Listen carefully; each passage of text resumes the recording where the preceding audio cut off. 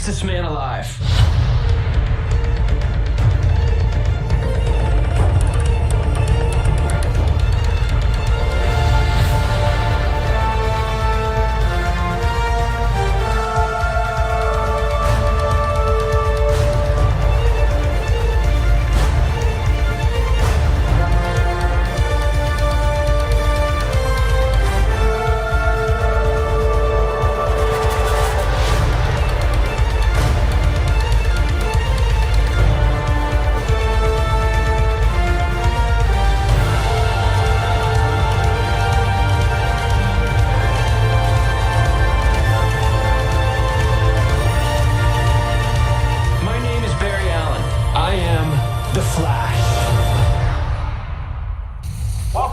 FanDome. I'm Chancellor Agard from Entertainment Weekly, and this is the Flash panel. Joining me today, we have Grant Gustin, who plays the comic pizza himself, the Flash, aka Barry Allen.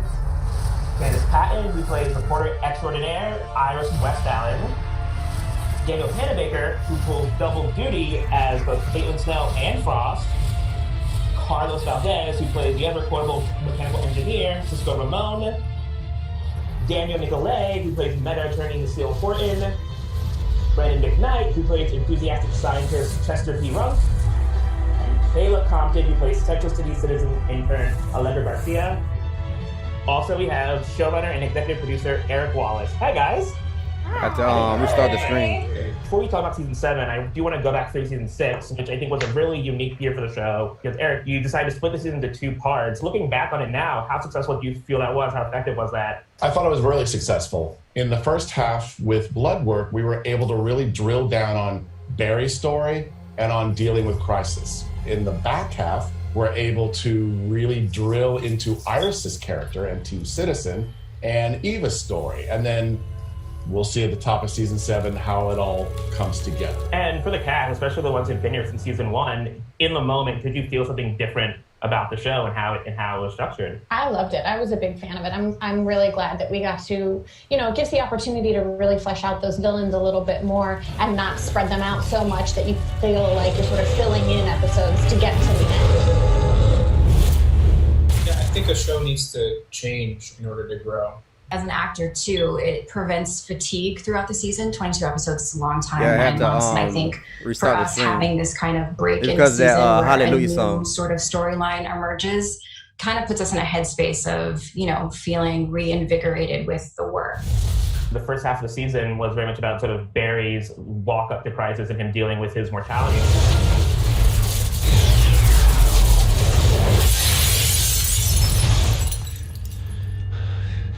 I don't know how you're doing this.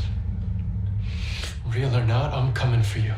Grant, for you, what was it like sort of dig into Barry in that way in the first half of the season, especially with episodes like The Last Temptation? That was a really special episode to me, and I think it really was a good episode to show just kind of the culmination of all of his emotions and the conflict kind of boiling over. I just felt really lucky with all the material they gave me in The Last Temptation of Barry Allen. And on the flip side, we dug a lot more into Iris as a journalist. For you, Candace, what was it like to sort of explore that side of Iris in more detail? It was a long time coming. I think we've kind of teased Iris being this ace reporter since season 1. It's always kind of been put on the back burner, so it was a nice treat to finally have it be at the forefront of her character arc for the season. It's such a male-dominated cast. I love these guys, but having more women and having this kind of Charlie's Angels reporter team, it was really cool. It brought a new energy to the show, and I hope we carry on with that in the next season. And on the subject of new things, this season we got 2 new characters with Chester and Kayla, and we have 2 now series regulars coming into season 7. How was your experience sort of coming into a show that's sort of 6 seasons in and sort of finding your way through it? I was intimidated for sure. I knew these guys were a family and I was nervous. Danny was one of the first people that made me feel so welcome. Aww. We were shooting a scene and she just took me under her wing instantly, and I remember she was like, "Do you want to take a picture?" And I was like, "Do I want to take a picture with you?" Yes. And then I got the courage to ask other people to take pictures because she made me feel so welcome instantly. I was a big fan. I am a big fan of the show, and I watched the show. The Flash is my little sister's favorite superhero, so we watched the show since season 1. So I came in already understanding what the show was about, what the show's tone was. stuff like that. For me, it was more so just meeting everybody and trying to find my spot and my place without interrupting or changing too much. And Brandon, I know in the past, Eric has talked about how Chester, he views Chester, it's sort of like him, it's sort of enthusiasm about science and all that. I'm curious, one, what conversations did you have with Eric about sort of crafting this performance as Chester? And two, did you base any of it on Eric himself? I remember the first day on set, I met Eric, and I remember him just telling me, this guy's brain works faster than his mouth. He can't Yo, what's up, Red speak Ninja? as quickly as he thinks. Had to restart the damn stream. Party people! Welcome to a world where all are welcome and anything, including the scientifically impossible, can and probably will happen. Kayla, with Allegra, I'm curious, coming into the show, I mean, how did you sort of connect with your character and in what ways did you relate to her? The way I look at Allegra is that she just wants to fit in and belong somewhere. And I just super resonate with that. Family is really important to me. My friendships are really important to me. And belonging to something or having a community is just really important to me. So that was one of the first things that I connected with Allegra. She just wants a family and she wants to belong, and she hasn't had that previously. And so I just super resonate with her on that level. For you, I guess you're in the Flash family now. Yeah. Danielle, I mean, this season 6 was all about sort of Frost finding herself or finding a way to craft a life for herself. For you, what was it like to explore that journey with this character? It was great. It was really fun to get to explore Killer Frost as a real character and a person and a human being with feelings and emotions, and not just necessarily this person who, pops up for a fight and then disappears and we don't really know her perspective on things. So it was really fun to get to dig in and flesh that out and have a little bit of fun with it. Like Candace was saying earlier, it's nice to have the variety after 6 seasons and we're rapidly approaching 150 episodes. On the subject of change, this season for Cecile, she sort of decides to become a meta attorney for metahumans. For you, what has it been like to see this character evolve from when she was initially introduced to where she is now? It's a blast for me because I got to be a regular person, then I got to be a telepath, and then I got to be an empath, and then now I am a meta defense attorney. And then from what I understand, there's going to be some shifts next season too. Is there something that you're hoping to do that you haven't gotten a chance to do on the show yet? I have always, this is not news to anybody, Eric will not be surprised, I have wanted Cecile to hit be that like bad, button to help this get just this thing a back little up how it bit was. bad forever. So just like a little button, bit, bro. because she's so good. I would have a lot of fun playing like bad Cecile. Unfortunately, Eric does not believe me to be as good of a writer as I am. So he continues to not buy my pitches. But I listen. I am listening. And Carlos, I mean, this season 5 ended with him giving up his powers, and this season was very much about him figuring out what his role on the team was without those powers. After 5 seasons of Cisco's vibe, what was it like for you to explore this new this Cisco in a new place like this? I don't think he regrets that decision, but I think it definitely haunts him. I'm actually feeling a lot like Cisco these days because, I'll have a fan that I'll see on the street or whatever. They'll be like, "Yo, but vibe though, come on." And I have to imagine Cisco's probably feeling very similarly. I know. The beginning of season 6 actually had an episode called Kiss Kiss Breach Breach, which is Cisco-centric. And included on the DVD set coming out in August is a black and white version of that episode. And we have a clip from that episode. So let's check it out. You murdered my daughter! I didn't do it! I swear! Liar! Leave me! Leave him alone! Where did you get that? In Cisco's workshop. I don't know how it got there. I do. He just murdered my daughter with it. Wow. Pretty cool, huh? Exciting. Very cool. Carlos, an episode was so Cisco-centric about him dealing with Gypsy's death. What was it like leading the A-plot? So gratifying to my budding narcissism. On that note, we also have a sizzle reel for what's to come in season 7. When we last left off season 6, Eva McCulloch had gotten what she wanted, and she framed Sue. And the sizzle will sort of tease what's to come when the show returns. So let's check out that clip. I've achieved my goal. This company is all mine. You lost your speed? You're not much of a threat, are you? You just stay out of my way, Flash. Iris is my wife. I have to save her. What are you? I am a product of your broken mind. How much speed do you have left? Enough for a few hours. I need your help to build an artificial speed force. That's how I can get my speed back. I was an empath too, only I never held back. Hey, AJ and Ray, you know what's funny? The original stream's still running on Twitch. I'm so afraid. I didn't have to restart it like on YouTube. To save you. Not your friends, not your husband. There's only two options in this place. Survival or madness. Cannot be all, cannot be all. You lied. Yeah, I lied. Oh, frack.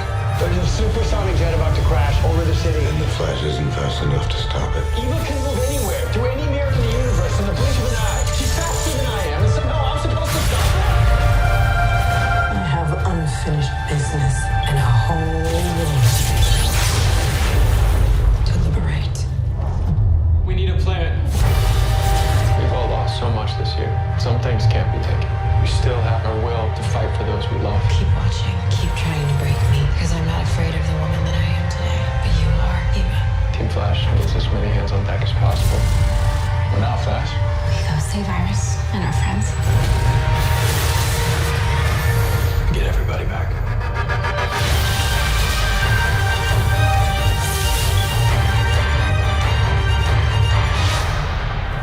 Eric, you talk about what we're seeing there. When we had the shutdown happen, as unfortunate as it was, we were on the last day of filming for what would have been the 20th episode of last season, which now will become partially the first episode of season 7. So we did have 85% of the footage that we were able to use. Plus, also, we knew where we were going already in season 7. So even though it's only footage really from one episode, pay attention to the way it's presented. It's actually huge spoilers all over the place. And that sizzle had a lot of Iris in it, a lot of Iris in the Mirrorverse. Candace, I mean, can you sort of, in your mind, I guess, how do you think her time in the Mirrorverse has sort of affected her? Yeah, I mean, it'll be interesting to see when she comes out, and I believe she will come out very soon when we pick up season 7. It'll be very interesting to see how she's been affected by being kind of stuck in this maddening world with this super villain. Preview showed that sort of Barry is sort of working as hard as he can to get his powers back, get his speed back. I mean, for you, do you think Barry has enjoyed any part of not having his speed at this point, or do you think he really does really misses it, I guess? Yeah, no, I think he really just misses it. I don't think, especially with Iris being trapped in the Mirrorverse at the moment, and then Eva being a factor, I don't think any part of him has been like, well, I guess I'll just enjoy this downtime while I can. God damn. I think he Cool, genuinely Joker. not just wants his powers back, but he feels that he needs them back. And he's also started to feel that they define him, and what is he without them. Big bads for season 7. Eric, what was it about Gotham? You're like, oh, there's something there for that. I want to make sure that new fans, especially new young fans who are reading the comic book right now, are welcomed to the show. So it's not just Silver Age villains and Bronze Age villains. There might be a young girl or a young boy who is reading those Flash comics right now and going, where's my villain, my generation's villain? And with that, let's move on to some fan questions. Last season, we got to see some romantic moments between Barry and Iris, even though it was Mirror Iris. Will we get to see more of that with the real Iris this season? And this question comes from Jamaica. They will find their way back to each other eventually. A lot of the romance and the chemistry between Grant and I has always been something even deeper than that. It's the way we look at each other and the way the characters are written. For Grant, which from all over the world wanted to know this, when will we get to see the Flash in the iconic gold boots? This might be a question for me, but really it's for Eric, because I don't know if this is saying too much, but if it were up to me, it would have been like 2 seasons ago. So, well, that'll do it for us today. Thank you all for joining me for this panel. I had a really good time. For everyone watching, please make sure you tune into The Flash. So when it returns in 2021, The Flash, the complete 6th season, is available now on digital and comes out on Blu-ray and DVD on August 25th. So, this is the DC FanDome. Wow, what a cool place to be. You think you've seen it all? Not even close. Another big game announcement is on the way. Plus, panel discussions with cast of Black Adam, Aquaman, and the Batman. And now for some more of your fan questions. Check it out.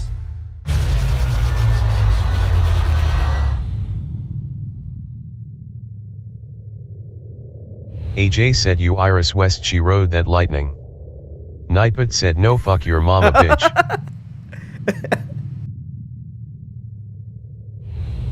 I would like to. I mean, honestly, as a nerd, seeing the whole table of superheroes, like, I got chills, and it would be cool to be like Justice League out. You know, that would be awesome. So I would love for that to happen. And as far as Henderson, you know, I don't know. I was not a fan of him going. So I mean, that still sucks, to be perfectly honest.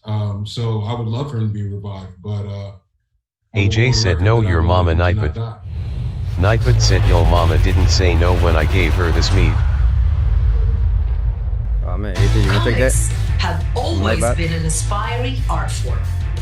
Our characters have been interpreted in so many ways over the years by incredible artists, including you. Let's take a look at some of your amazing art created AJ said no, my mom is vegan. Right now. Nightbot said yo mama didn't say no when I gave her this mead.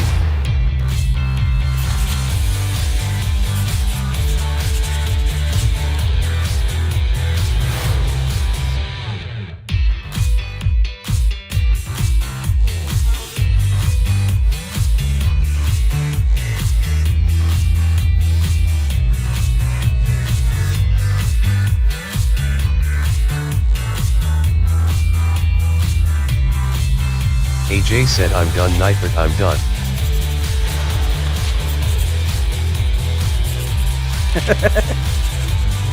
And you care about back in Man of Steel too. Jesus, but yeah, fuck, he should be. Fuck, they didn't say that about Superman though. I don't even think they got to a Superman panel yet.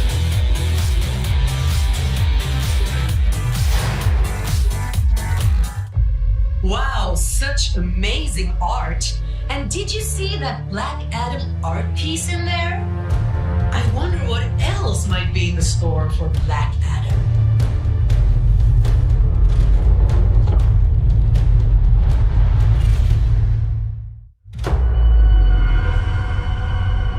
Yeah, I think Black Adam I've next. been waiting for this moment for a very long time. Hey y'all, share and like this stream. Appreciate that.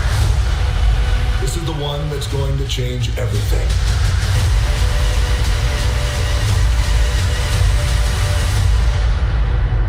This is Black Adam. The Rock, my favorite wrestler. Oh, my bad.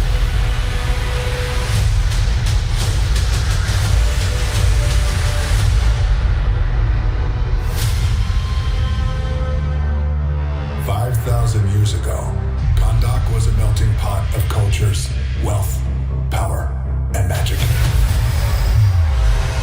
Yet most of us had nothing, except for the chains around our necks. Kahndaq needed a hero. Instead, they got me. I did what needed to be done, and they imprisoned me for it. AJ said chocolate thunder from down under. Now, 5,000 years later, I'm free. And I give you my word. No one will ever stop me again. All right, what's up, everybody? And so happy to be joining you guys at the first ever DC FanDome. You guys are watching from around the world. You're excited. I'm excited. And I got to tell you, first of all, I got to give props to my two friends, Jim Lee and Boss Logic, who teamed up with me to create that really amazing piece that I was so proud to show you guys. just to give you guys a little sense of the Black Adam movie that we plan to create and deliver for you. Now, I wish I could show you more, a lot more, but as you can imagine, we're still in the very early processes of this creation. But I can promise all of you this, all of you around the world right now watching, I can promise you this, I give you my word, that we are going to go beyond your wildest expectations. And I already know this because your expectations are high, so are mine. Look, at the end of the day, I truly have one boss that I aim to please, besides my wife and my daughters. And that boss, of course, is you guys, the fans, the audience. Always audience first in my book. All right, so I know you guys got a lot of questions. I'm gonna do my best to answer as many as I can. Let's get this show on the road. Here we go. All right, the first question comes in from June Rodriguez of the United States. The question is, how powerful can we expect Black Adam to be? Well, great question, Jude. Thank you for asking that question. As we all know, Black Adam is one of the most powerful superheroes, anti-heroes. AJ said it doesn't villains, matter if you whatever can't wanna call show Black more Adam. He is LOL. one of the most powerful in the DC universe. But as we all know, the superheroes, they have to He on par with exhibit Superman. a little bit of restraint when it comes to taking care of the bad guys, if you will, or taking care of the people who are opposite them, who are opposing them, who are in their way. But this idea that you could take all of Black Adam's powers and he does not practice restraint, that makes for a really powerful combination, and one that's explosive, one that's very dangerous, and one that is ultimately, I think, very likable, to me at least. All right, next question comes in from Jaden Marvel of Singapore. The question is, if you could take any DC character to join you in an adventure, who would it be and why? The number one choice on who I would love to take with me on an adventure would be Wonder Woman. And I'll tell you why. No, I know what you guys are thinking. Oh, of course you would, Rock. No. Look, Gal is my friend. She's a very good friend of mine. But the character of Wonder Woman is one that I have such a tremendous amount of respect for. I've always thought that this combination of Wonder Woman and Black Adam would make an incredible pairing. So this idea that we would go on an adventure together is something very cool. The other part to this answer is, I always thought that it might be cool to hang out with Superman. That would be cool, right? I mean, we're kind of similar in terms of our powers, our strengths, our speeds. Because look, at the end of the day, you never know. Black Adam and Superman could become friends. Or they won't. Who knows? Maybe we'll see. All right, this next question comes from Caleb Hammocks from the UK. The question is, out of all the characters you could have played, what is it about Black Adam that stuck out to you that makes him unique? It's a great question, Caleb. Thank you very much. Caleb or Caleb, I hope I pronounced your name right. As many of you know, Black Adam has been with me for a very, very long time. This has been a project that has been in development for a very long time, over 10 years plus with myself, our producer, Hiram Garcia, who's the president of $7 Productions. I mean, this has been in our DNA and in our wiring for such a long time. One of the main things that I always loved and admired about Black Adam was, number one, he was an anti-hero. He is an anti-hero. I love that. I love that the line is a little blurred. I love that he doesn't toe the mark. I love that he doesn't walk the line. AJ said, do you smell a little what the Black Adam is Black cooking? Adam justice.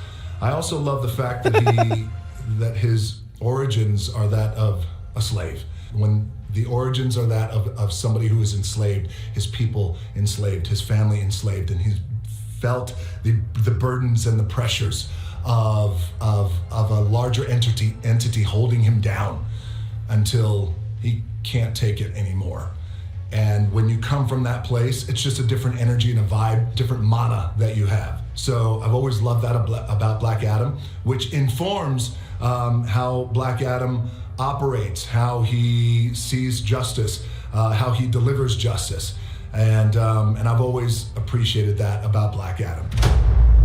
Okay, this next great question is from Ayush Butola from India. I hope I pronounced your name right.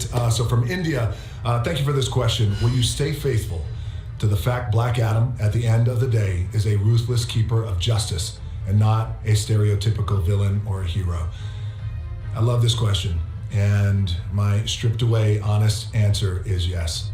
You know, as we all know, there's many variations and iterations of Black Adam that we have all fallen in love with over the years. Over the years. And what I can promise you is the Black Adam that I feel in my heart is the right one to root our story in the beginning, this origin story. This is a character that will possess all the qualities that we have loved, regardless of what variation of Black Adam you've loved, which he is ruthless. He's a ruthless keeper of justice. He is the judge, the jury, and the executioner, and he believes in an eye for an eye, and he will always do everything he can to protect his people, more so protect his family. So that is my answer, and thank you for your question. All right, so here we go. This next question, it's a video question coming in via video. All right, cool, roll it. Yeah, hey, what's up, Dwayne? How you doing, man? My question is, I just want to know how you're feeling about the fact that I'm coming for your squat game. I'm just curious. Well, you know what? Look, I'm glad, Noah, that you said that, because there's a difference between coming for my squat game, different than, Adam Smasher coming for Black Adam's squat game. It's a big difference. So you know what? I welcome it. Dude, good to see you, man. How you been? Good to see you, too. I've been really good, man. Excited to be here. Excited to be a part of the team, man. Man, it's so cool to have you be part of this team and to bring Adam Smasher to life, JSA to life, to bring this entire universe that we're going to create together to life. Well, talk to me a little bit about your workouts. I know you've been training hard, despite us being locked down. How has that been going? Let the fans know. It's been really good. There's a lot of different precautions that we take now, but it's been a lot of training outside, on the tarmac or like on the turf, a lot of sled work, a lot of hypertrophy training, if you will. But it's just grinding. You know what that's like, man. It's just a lot of hard work and just trying to, do the best that I can to be ready to come and deliver when it's game day. Man, you're going to crush this role. I can't wait. I love that you said that you're training on the tarmac, right? So, and the fact that you're on the tarmac means it's about 120 degrees on that tarmac. Oh, it's warm down here. Well, man, really quickly, I know that a lot of fans are super excited that we are introducing JSA after all these years. And what is it about Adam Smasher, which, by the way, is one of my favorite characters, especially, when you see him just grow so large and everything is like just so badass and powerful. What is it about the character that attracted you? Man, I think Al, his real name Al Rothstein. I feel like he really has something to prove, especially with his lineage of where his grandfather was kind of a villain, and he's got quite a spirit to just help. And what I love about the character is that he goes through this transformation throughout the film, where I think he's not expecting the world of being a superhero, because this is his first mission.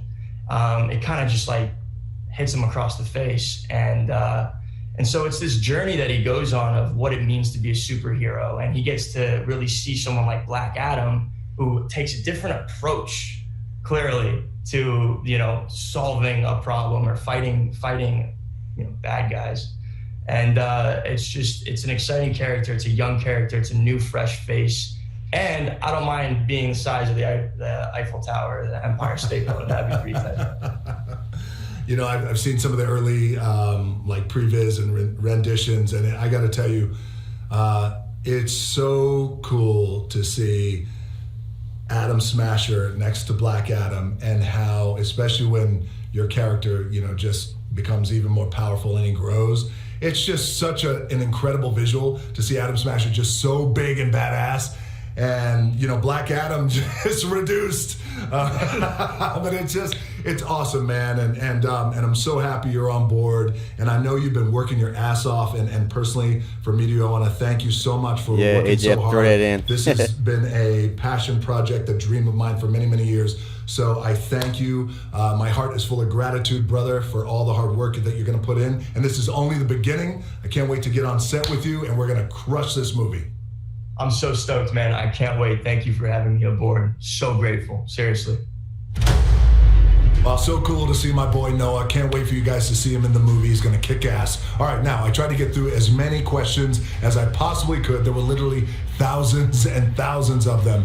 And a lot of the questions were about the JSA, the Justice Society of America, and who from the JSA is going to be in our movie.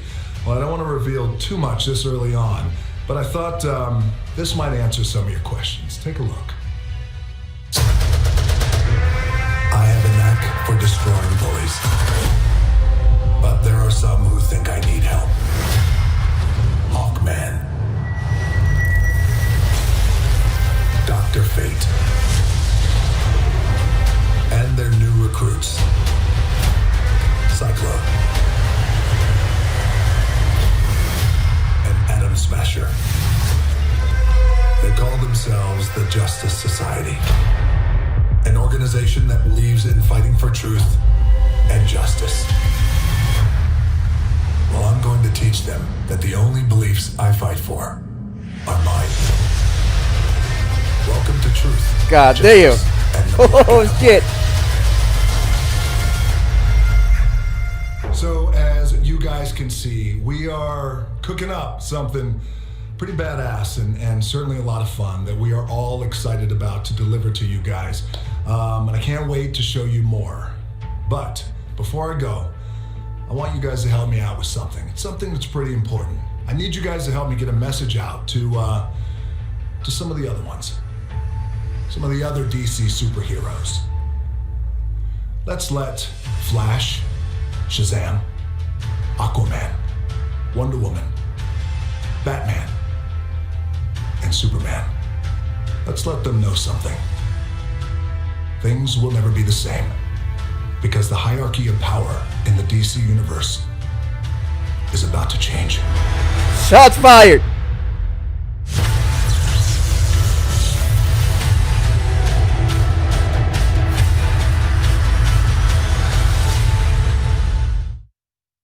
Wow, that was amazing.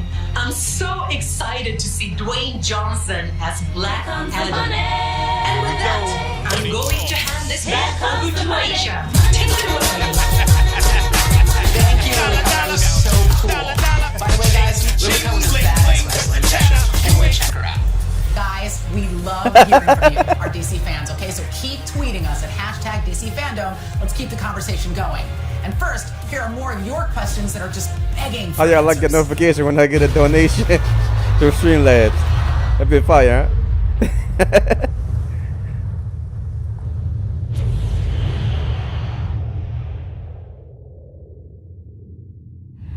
I mean, I'd just like to ask her as kind of my alter ego. I feel like I find her opposite to me in the sense that I am nowhere near as cutting and bad and thanks, bro.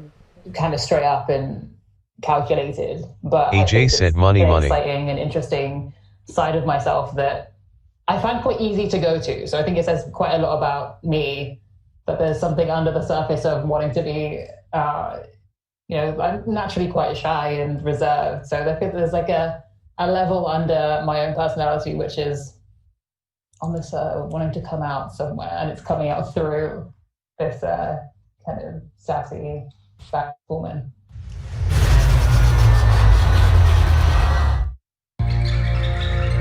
Backlog. I thought I prepared for any possible situation, but even AJ said don't get on this lady's bad side. in my cave. It's becoming a problem. How are you with toilet paper? Also, I've started Bro, when get on screen. Toilet paper. I have flour. I have years of flour. Really? Yes. Can I have some? Maybe. Do you have any toilet paper? I'm on my way to the store right now. You gotta try the good grocery store, the one on Finger Street. They've always got TP. Thank you, Lego V. It's weird, right? It's weird that he's here. It's weird that any of us are here. It's weird times. We just gotta keep it together. Get some toilet paper and make sure we wear our masks when we go out. I always wear a mask. We all do. None of you are wearing the right kind of mask. future Batman. I'm wearing a mask. Your masks are like you cut the most important parts of the mask off on purpose. We get it. They couldn't be more useless, pandemic-wise. Thank you. I should know. Because you're from the future, yes, we understand. Do you? And another thing. Gee, do you think his connection got cut off? Or do you think our actions erased his timeline? We can only hope.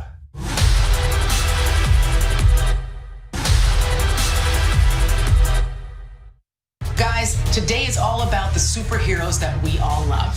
And in that spirit, let's celebrate the men and women out there who don't get nearly enough fanfare. They suit up daily and battle the bad in the world in an effort to make the universe a safer place for all of us. They don't wear capes, but they do wear masks. And their superpower is their selfless dedication to others. They are the real-life superheroes in the fight against a global enemy, COVID-19. Take a look.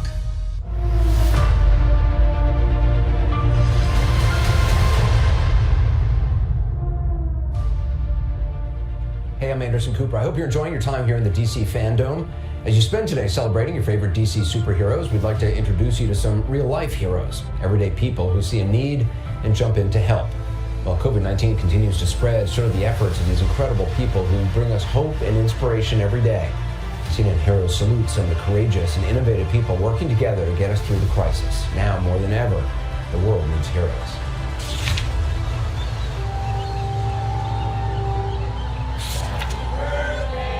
At a time of social distancing, empathy and compassion are alive and well. Happy birthday to you. Around the world, people are coming up with creative ways to stay connected, to share resources, and to stay healthy.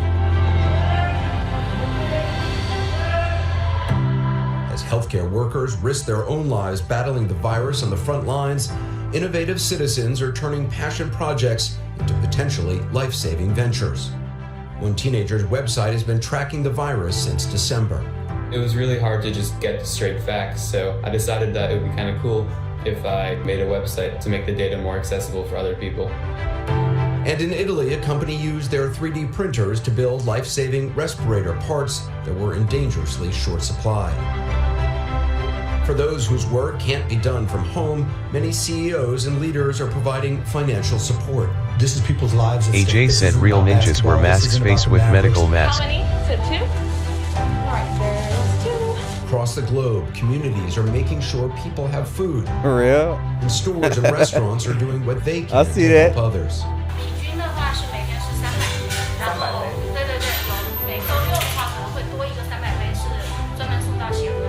Here in the U.S., world-famous chef Jose Andres has transformed some of his restaurants into community kitchens to serve those in need. We need to be part of the solution. And strangers have become shopping angels to support those who can't leave their homes. Even though we've been told to stay apart, the rallying call for prevention and protection brings us together on social media. If you wash your hands and do not touch your face, then the world will be a better place. As the country and the world navigate daily life during a pandemic, it's good to know that compassion continues to live on.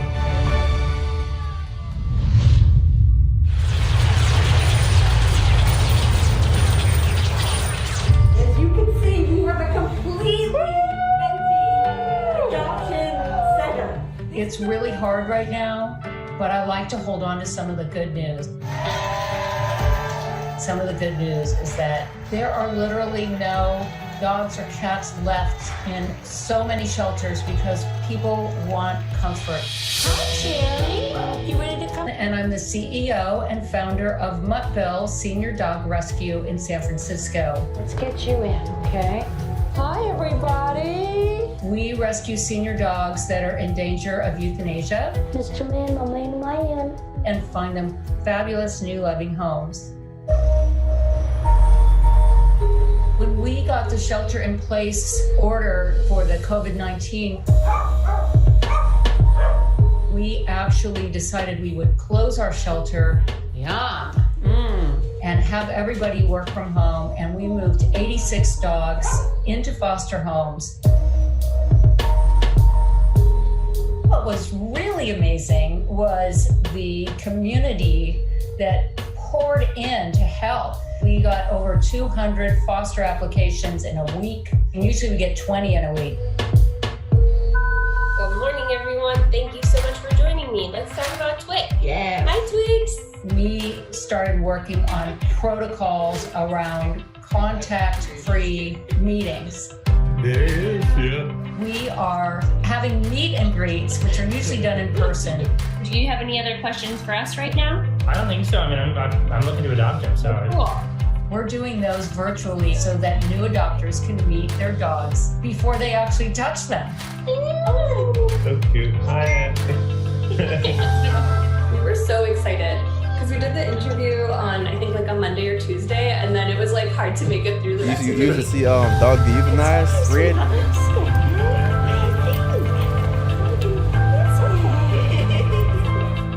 I think like for a lot of people during this period, nothing exciting is happening. It's very mundane day to day. So it was nice to have like a whole new thing to explore over the past few weeks. We really have honed in on every single step that could possibly have any contamination. Dang, that's sad. We actually bathed the dog. I'm gonna give me a We're on husky when knee I get a harness. chance. We're all wearing gloves and masks. And then we have a leash that's newly laundered in a Ziploc bag that's been sanitized. Wow! How's that feel? Congratulations. Thank you. It's really been so heartwarming to actually see the first time the new adopter actually gets to touch and meet their dog in person. Because we've done the rest of it all virtually. We have adopted out 78 dogs since shelter in place about 3.5 weeks ago. It's a great time if you've been thinking about adopting a dog. It's nice to be able to wake up and not focus on the bad news and focus on having somebody there other than just your brain on fire. Oh, yeah, good boy. I really hope that as we move forward and move on from this crisis mode, people really realize that dogs are there for us. During these uncertain times, they're giving us love, and that ultimately we should always be there for them. My dream and my hope is that shelters will continue to be empty.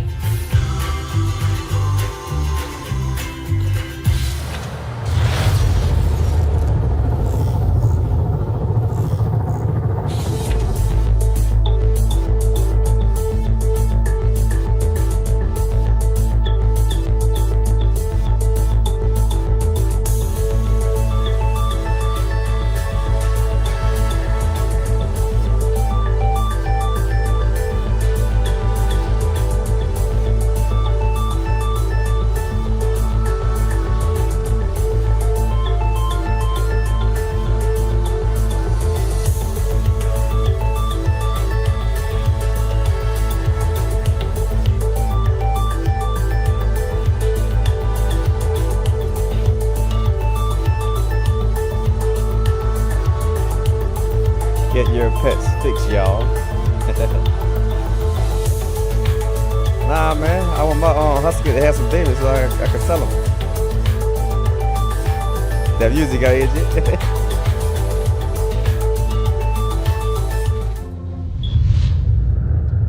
Green Lantern. You gonna get another Green Lantern moving?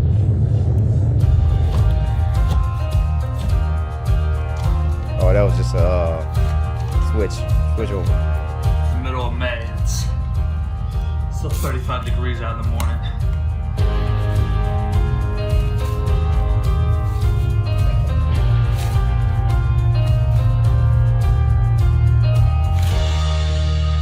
Basically started with a customer who was looking to get her paper closer to her house because she was afraid to go out to the street. A couple days later, I happened to be standing in a supermarket and having her phone number still on my phone. You say it's probably the lifespan when you give birth? I asked if she needed anything. She was really kind of blown away by it. The story started from there. Or getting them fixed, shortens their lifespan. Days I decided she can't be alone. I delivered to 3 adult communities. A lot of people in there that are compromised. So I put out a note to all 800 of my customers. If there's anything you need, you name it, I'm happy to go shop for it and deliver it to your home for free. Is it Silk almond milk?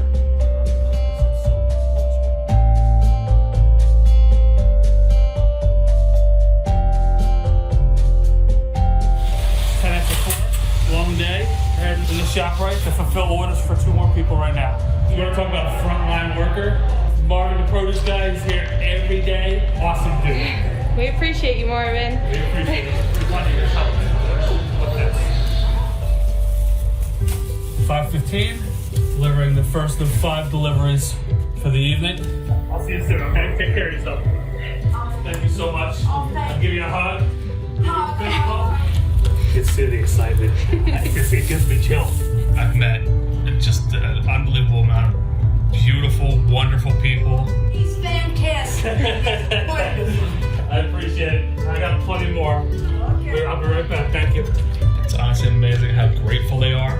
Picking up a handwritten list. This particular customer has issues with her eyes, so it's really hard for her to use email. Believe it or not, I can make this out. Okay, thank you so much. My pleasure. If you need anything else moving forward, please give me a call, okay? All right, take care of yourself. Good night.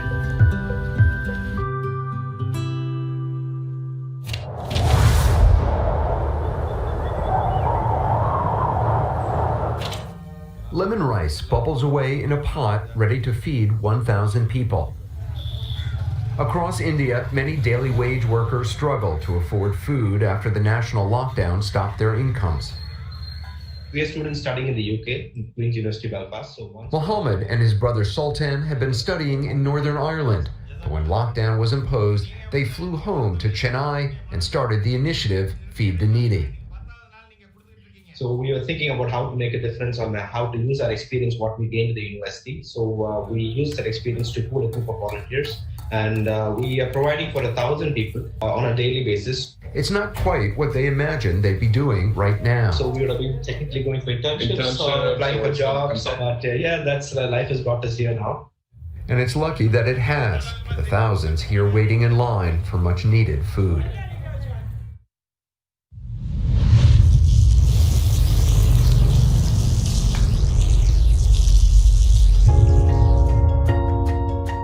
Amidst the current public health crisis and the closure of more than 124,000 schools and countless businesses nationwide, many people now find themselves facing another kind of risk: going hungry. We'll load those on and then come back. Enter CNN hero Stan Hayes. We got meals coming in. This champion pitmaster has used his love of barbecue to feed those in need for almost 10 years. You guys need any meals? His nonprofit, Operation Barbecue Relief, usually responds to natural disasters, bringing the comfort of free, hot meals to affected communities. Our model was based on scale and bringing together a large number of volunteers to be able to push those meals out. With COVID-19, we have actually had to rethink how we do things. He rented space in his hometown of Kansas City, where a few volunteers were making meals for the homeless. But he knew more was needed. We got to thinking about, well, why not restaurants? We could pay them to reopen and bring back employees to be able to do the meals that we need to do. For the owner of one local restaurant, Stan's plan was a game changer. The change in emotion went from not knowing what the next day was going to hold to one of hope. He'd been forced to close one of his locations, laying off 40 employees. In my 28 years of management, it was the most horrible thing I've ever had to do. When you're a small business owner, these aren't just your employees, they're the ones that are facilitating your dream. Partnering with Stan's group for a few weeks let him put some employees back to work. We're providing all the food to put the meals together, the necessary supplies that are needed, and try to connect them in their community with organizations that are looking for food. If we can help them bridge the gap, it is our own little stimulus package. and ultimately it's helping those in need. It has 2,500 meals going into a community, helping the seniors, the families that were already food insecure, first responders, and then the nurses, doctors, all the hospital staff at the end. Together, we're just feeding more people. And in just a few weeks, Operation Restaurant Relief has expanded. Stan has been working with restaurants in South Carolina, California, and Pennsylvania. The true advantage to the restaurant model is that it can be replicated across the United States. They're not all barbecue restaurants, but we're still providing that hot, comforting meal. For him, this recipe is simple. It keeps businesses open, it keeps people employed, and it keeps people fed. We can't do it all by ourselves. I mean, this is one of those things, we can do so much more together than we can divided.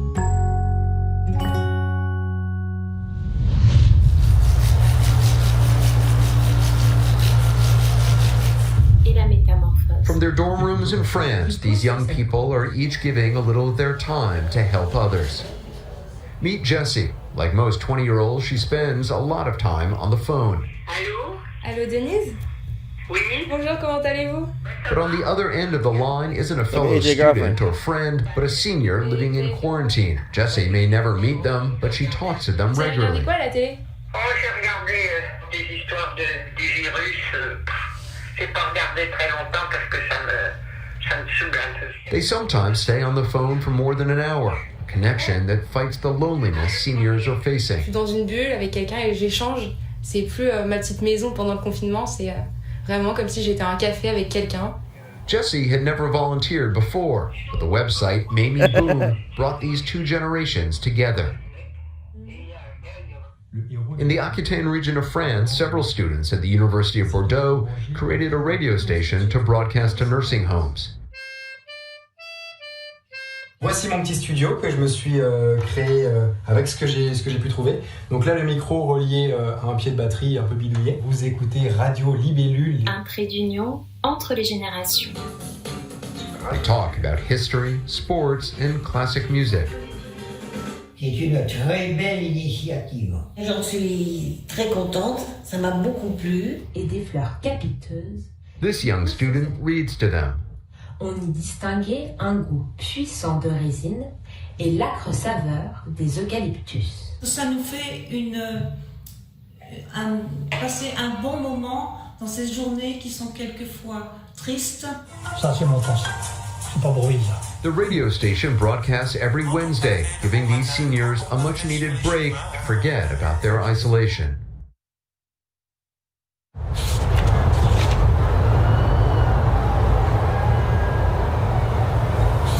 Many small steps for this 99-year-old man, a giant leap for the NHS. A whole nation rooted for British Army veteran Tom Moore to complete a personal marathon, 100 laps of his garden before his 100th birthday, raising money for the country's health service. So show this first. He crossed the finish line with a guard of honor from his old regiment. He set out to raise 1,000 British pounds, but ended up raising tens of millions. Fantastic sum of money. It's unbelievable that people will be so kind. The money goes to the organization NHS Charities Together, which supports the UK's health workers who are already sending messages of thanks. While his 100th birthday was still days away, social media was already flooded with birthday messages to thank Captain Tom Moore for inspiring a nation.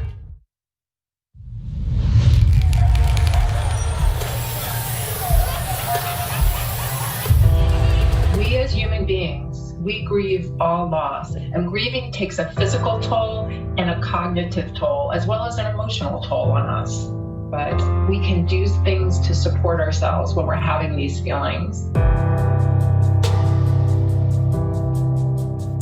The way that we all can deal with grief constructively is to do something positive, to take action and protest peacefully. No justice! Or reaching out to help someone in need Just do something to make this senseless situation into something meaningful so that you can grow through this and deal with this in a healthy way. Exercise, walking, shooting hoops, riding your bike. Getting physical is so important because it discharges the kinetic energy in your body that accompanies difficult emotions. Relaxation, mindfulness, do some deep breathing, and try to manage those emotional thoughts. Try each day to feed yourself some positive inspiration or some wisdom. The most important thing you can do is really talk. If you have a best friend or a therapist, you need to process all your feelings and get them out. Otherwise, they just stay inside and can cause physical harm, emotional harm. Cuddle with your pets. Pets can be very nurturing and loving and supportive during this time. Continue your religious practices. Try to keep your routines as normal as possible. If you're feeling sad today or depressed, it's gonna pass. Grief is like the weather. It comes and it goes, and we have no control over it.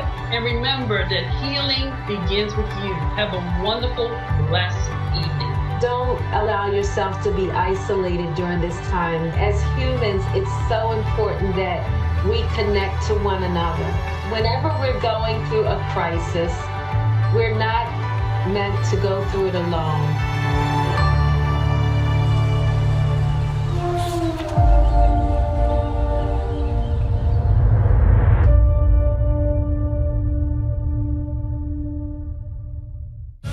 I guarantee that Batman, Superman, Aquaman, and all the DC superheroes would bow to our medical service. Thank you so much for your bravery and your continued service. Okay. Now let's take a deep dive into one of the Titans. biggest shows in the DC universe. Titans. Yep, the Titans are back. Nightwing, Robin, Beast Boy, Wonder Girl, Raven, Starfire, Hawk, Dove, Connor, and even the next big villain they'll be facing, Blackfire. They're all here. Plus, this epic cast is joined by executive producer Greg Walker to talk all things Titans, the past, present, and future. Let's check it out.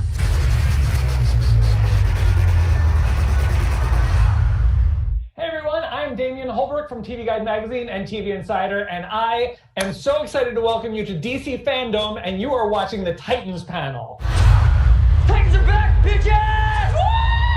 Let's introduce all of you along the way. We've got executive producer Greg Walker, Brendan Thwaites, who plays Dick Grayson, Tegan Croft, who plays Rachel, Anna Jope, who plays Corey Anders, Ryan Potter, who plays Gar Logan, Alan Richson, who plays Hank Hall, Minka Kelly, who plays Dawn Granger, our new guy, Joshua Orpin, who plays Connor, and Connor Leslie, who plays Donna, and then Curran Walters, who plays Jason Todd, and Damaris Lewis, who's coming in as Blackfire. We've got a list of some fan favorite moments. We're going to kick off with my choice, because I'm the moderator and I get to say that. And there were so many that I wanted to pick because there's so many great moments along these first two seasons.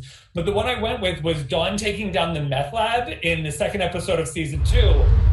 What the was that?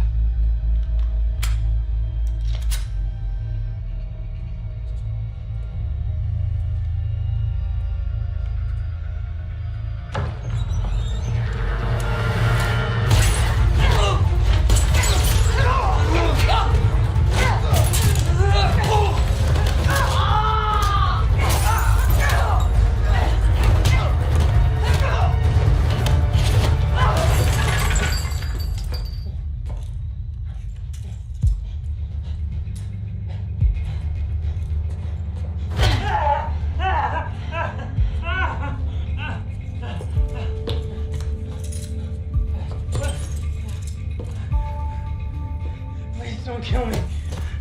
Where's your phone? This is 911. What's your emergency? There's a meth lab at 2751 Hollister Lane. It's being run by 3 complete dip. 3 complete dip. So, you better have someone come down and arrest us. Thank you for your time. Your mother would be very proud.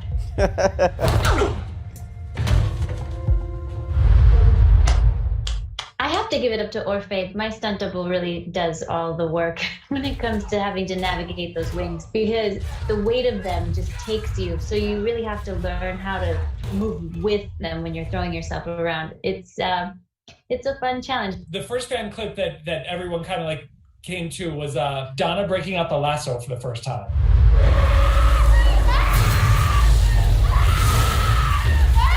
Stop! You're hurting her! Corey!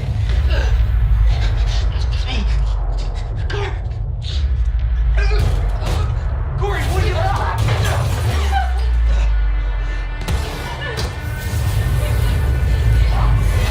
Stop!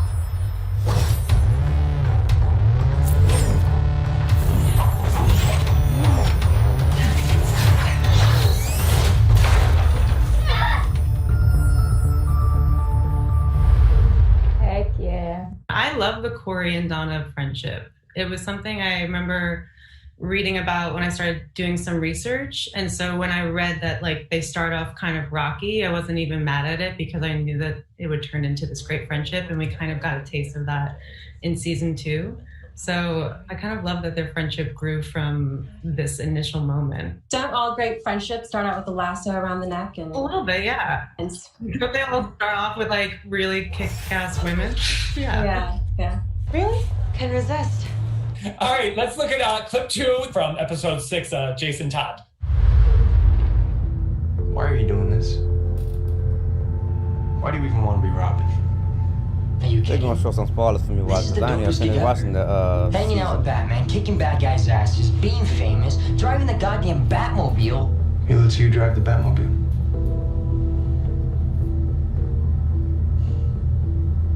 Wouldn't you rather have your own name? Like Sparrow or Blue Jay for Jason? No. The whole point is being Robin. Batman needs Robin. Why do you think it makes us wear those lame colors? Because we're drawing fire. Look over here! And boom. The bat lands and starts trashing ass.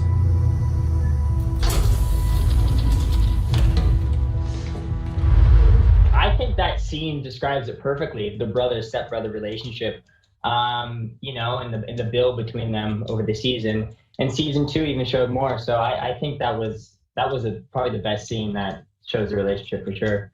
I think that Dick is, you know, he's annoyed by that and he's frustrated by this kid, but essentially takes on the role of mentor and tries to inspire him, you know, to believe in the same things that he does and to fight crime in the way that Dick is learning to fight crime.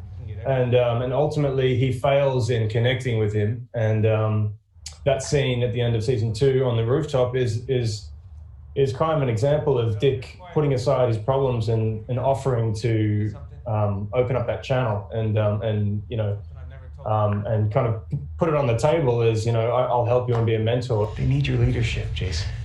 You need to set the tone. I'm not Robin anymore. You are. The next clip is quintessential Jason. All we know is that whatever the cause of the phenomenon, it appears to have been abated by this new group of masked heroes. So, apart from some dead birds, we seem to...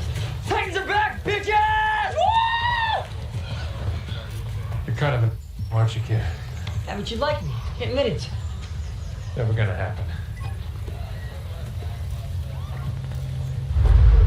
What's hard about these scenes for me, especially, I always love when it's Kernanak, because he's, in real life, the most infectious, vivacious, effervescent soul I've ever met, you know? I mean, just so always fun to be around, just, you know, doesn't have to be talking. You're like, same with you, Alan. You're making a review, you know?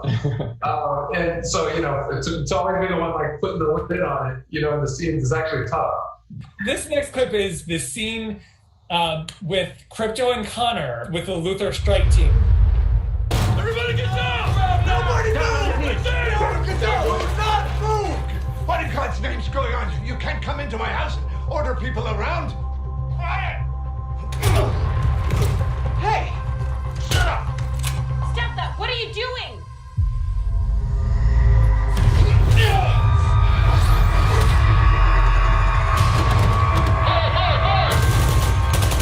What? No, stop that!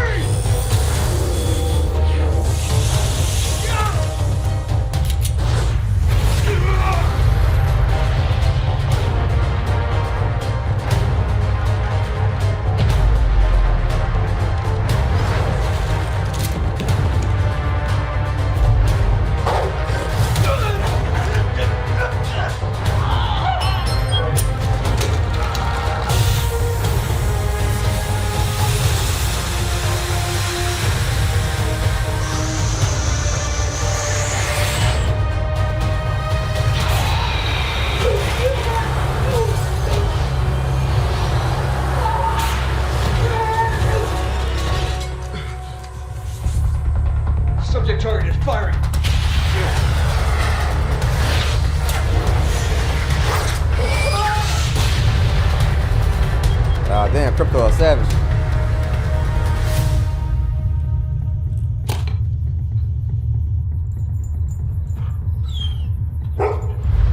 I mean, let's be real. Like, Crypto is the MVP of that scene and probably of the episode. So whenever you're in a scene with him, like, nothing can go wrong, man. Okay, and then the last clip that we have is from episode 5 Together. Where's Dick? I don't know. Corey? Stand back. Get behind me. It's time to burn.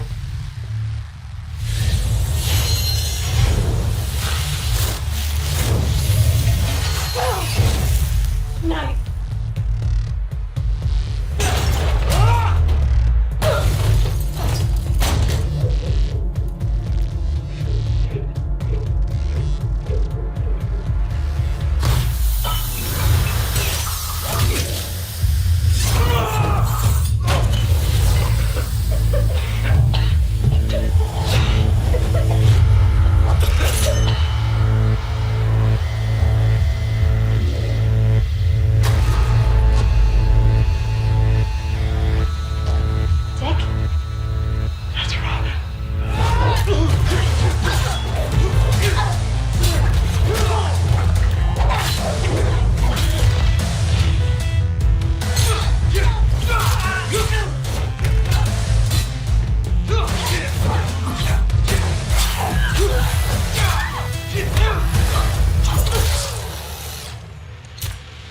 You should put your toys away when you're finished with that.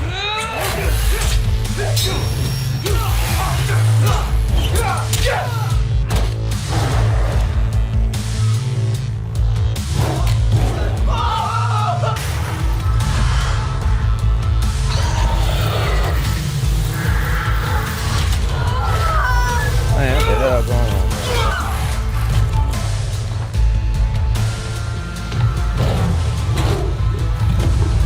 I'll say I'm so happy to see that this scene was voted on by the fans because it was so hard to film. I don't know if you guys remember, but we were filming in what we hotel like 6 times or something. Yeah, what we were lovingly calling the struggle motel. I'm gonna restart the in middle of stream night, one more time. And it was freezing. We went there so many times, and yeah, so I'm really glad to see that people responded to this scene. There's a whole lot of work to do and no one to do it but me.